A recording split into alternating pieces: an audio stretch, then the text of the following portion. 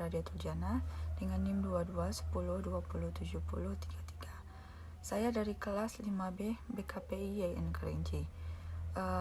Di sini saya ingin melengkapi salah satu UAS mata kuliah, yaitu model-model konseling, dengan dosen pengampu Bapak Agung Prasetya MPD Kons. Dalam video ini nantinya ada 3 aspek yang ingin saya jelaskan. Ada yang pertama yaitu kemajuan diri saya sendiri selama mempelajari pelajaran ini, dan yang kedua itu apa itu bimbingan dan konseling, dan yang terakhir materi apa yang lebih menarik untuk dipelajari lebih lanjut.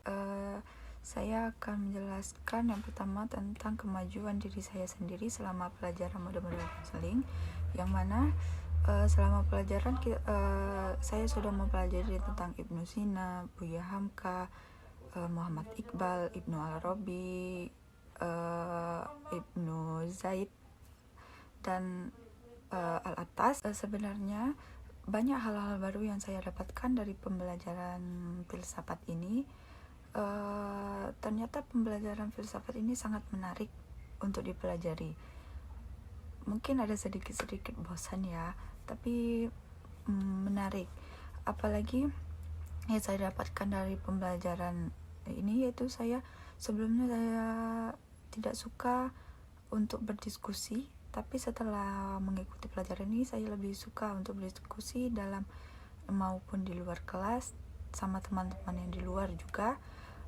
Dan juga saya juga lebih suka untuk membaca buku tentang filsafat, dan juga pemikiran saya selama saya hidup itu sangat dangkal dan sangat pendek sekali. Setelah pelajaran filsafat ini, wawasan saya lebih terbuka tentang semua hal, dan ketika saya melakukan sesuatu, saya bisa lebih memikirkan terlebih dahulu dan tidak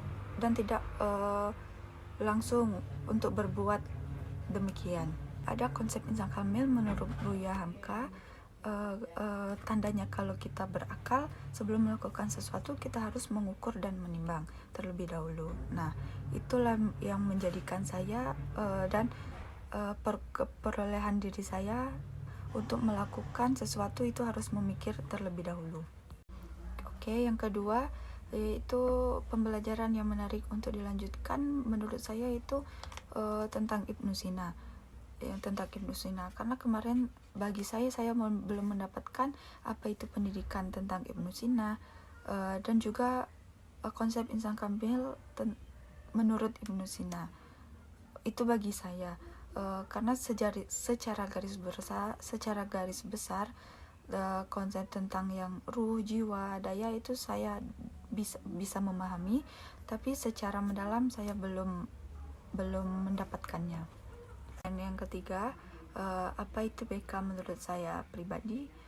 Secara garis besar yang saya tahu, BK adalah penyelesaian masalah atau menyelesaikan masalah seseorang dengan memberikan teori atau treatment.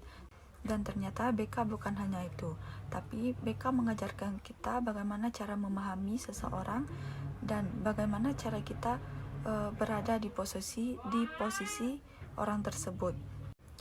Dan sebelum kita mengkonselingi klien atau menyelesaikan masalah klien, kita harus mempelajari berbagai teori terlebih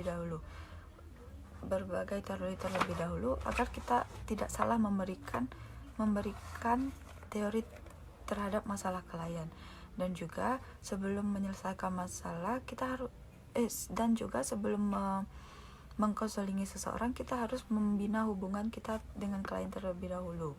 Nah, karena membina hubungan dengan klien bukan suatu hal yang mudah. Agar klien bisa percaya dan bisa terbuka kepada konselor.